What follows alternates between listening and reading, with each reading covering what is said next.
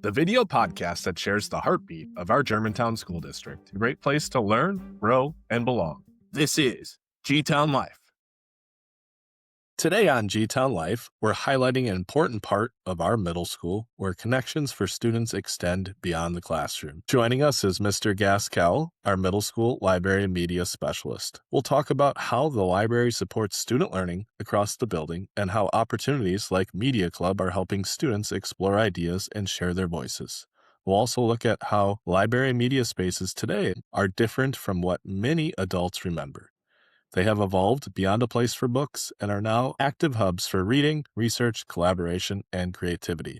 Mr. Gaskell, thanks for joining. How are you? Good to be here, Justin. Thanks.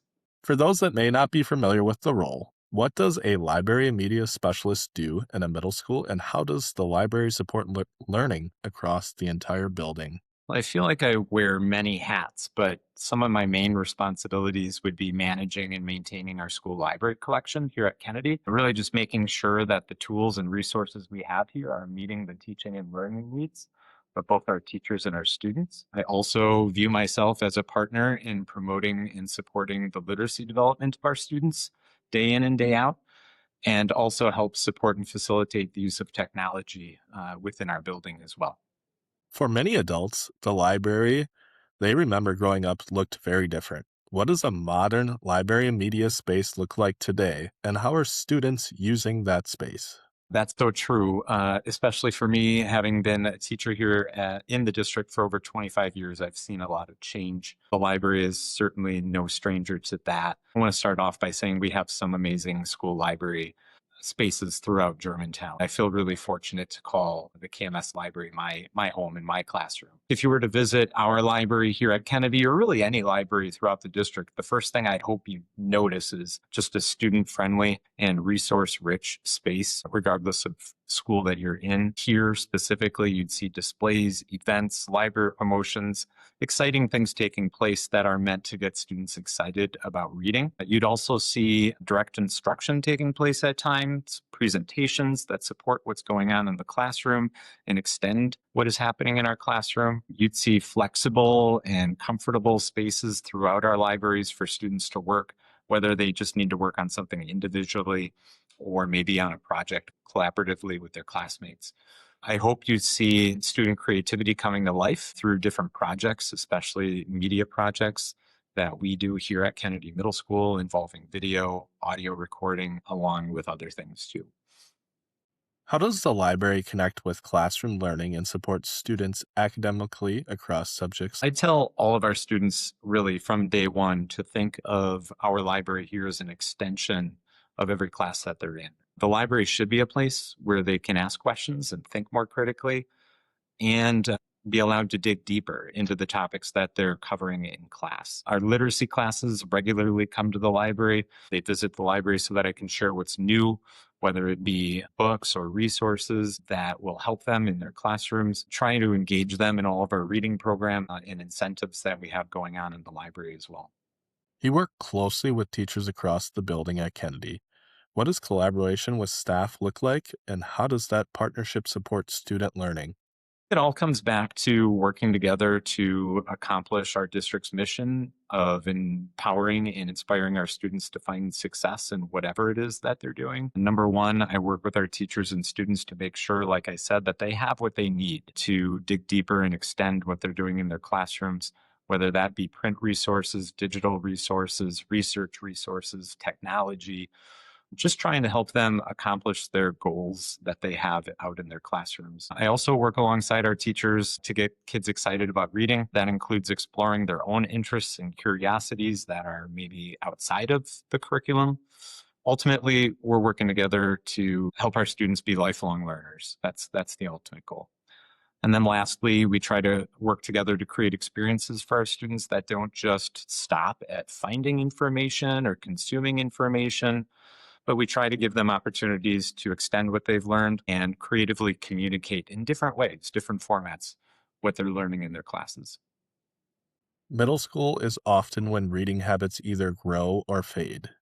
How do you help students discover books that spark curiosity, and why is engaged reading such an important foundation for learning later in life? It's so important. That's why we try and do as much as we do. We almost always have a reading promotion or incentive opportunity taking place for our students in the library. I have to give a shout out to our library assistant here at the middle school, Melissa Arps. She's amazing at connecting with kids and inspiring them to read right alongside what I do and what their teachers in their classrooms are doing. She's really gifted at showcasing the resources that we have in our library, all the displays that she creates to catch our students' eye and catch their interest as well. Some specific things we have going on in our library right now, we started in February and it's going through May. Our students are playing library bingo. Got my bingo card right here.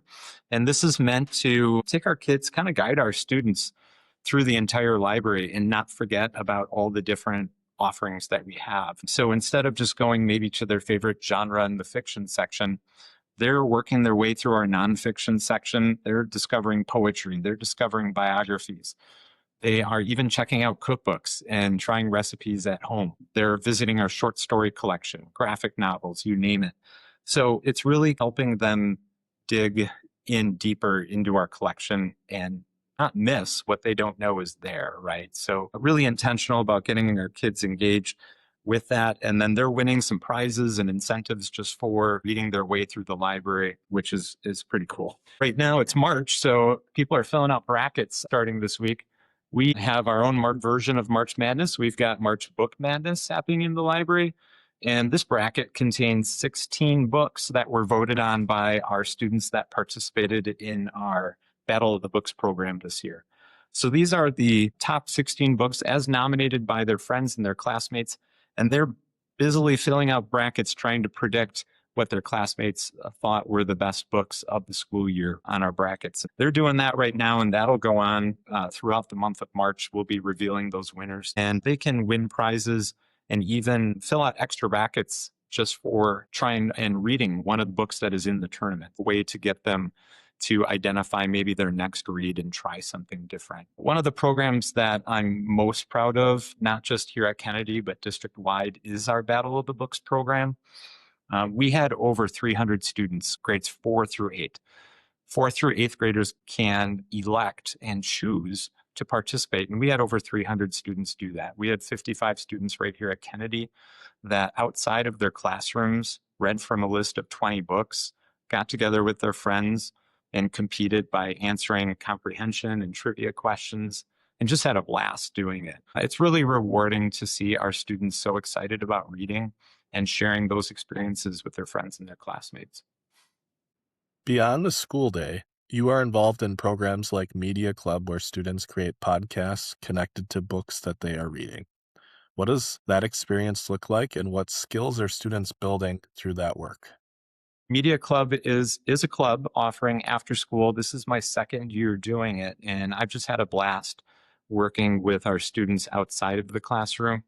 Media Club is a place where they can gain experience and skills working on projects that involve things like graphic design, video editing, podcasting, as you mentioned, photography. They can choose to bring in projects that are happening in their classroom, or they can come up with ideas that they really want to try on their own. And I'm just here to support them with that. I just like seeing them bring their ideas and their creativity to life and the skills that they learn along the way with that. Along with the rest of the middle school staff, what are some of the skills, habits, or mindsets you hope students develop during these years and carry with them into high school and beyond? And everything that we mentioned today on this podcast, it would be creative thinking and expression through the projects that we do, especially the ones that we're doing in Media Club and also the ones that we do during school day too. We encourage our students to think critically and express their ideas in different ways, in organized and productive ways. They also learn the skills of planning and flexibility. Oftentimes, when you're working on different projects, they have to adjust and they have to learn new things. They have to problem solve along the way. Communication is big, especially when they're working collaboratively with their peers, being able to share their ideas with each other, being able to provide input into their projects and to each other and take that feedback is a lifelong skill. And then ultimately, we all try and just build student confidence in themselves. whatever it is that they're doing, whether it's assignments and projects they're working on for their classroom or their own creative projects that they're working on in places like Media Club.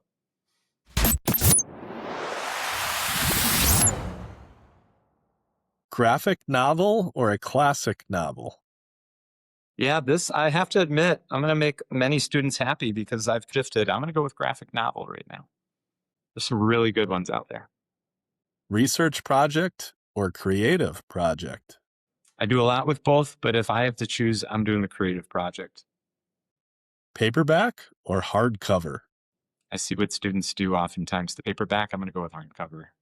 Durability. It's all about durability. Return cart or reshelving mission? Weirdly, I do really enjoy organization. And so organizing a shelving cart to get stuff back, it's satisfying. Read the book first or watch the movie first? Well, I have to say, read the book first. Yes, read the book first. That's an honest answer. Brand new book smell or well-loved pages? I love both, but to me, there's nothing more satisfying than a book that's just well loved, especially here in our library, because I know kids are taking it and they're reading through it and they're loving it. Dog ear the page or never bend a book? Do I own it or did I borrow it? If I own it, I just might dog ear my own book, but I have to give the library answer too and say, never do we dog ear a library book. We just don't do that. Marks out there. The bookmarks are there. Yeah, they're right at the circulation desk. Take one. Hot dog or brat? Oh, brat all day. High five or fist bump? Go with fist bump. Fresh or fried cheese curds?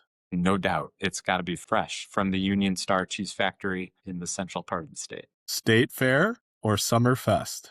State Fair, 100%. Love State Fair. Lake House Weekend or Cabin in the Woods? I love both. I hunt, I fish, so you would make me really happy in either place. But if I had to choose, I'd go with the Lake House Weekend. Pizza Friday or Taco Tuesday? Another tough one, Justin. Taco Tuesday, though. Taco Tuesday. One word that describes the Kennedy Library. Unpredictable. You just never know what you're going to find and what you're going to get. It's a pretty dynamic space. I love that part of my job, too. Well, Mr. Gaskell, appreciate you joining and taking a light into Kennedy and all the things that are happening there and preparing our Crusaders to be Warhawks. My pleasure. Thanks for having me. Thanks for listening to the stories that make our Germantown learning community a great place to learn, grow, and belong. We are all shareholders in empowering and inspiring student success today and into the future. Until next time, this is GTown Life.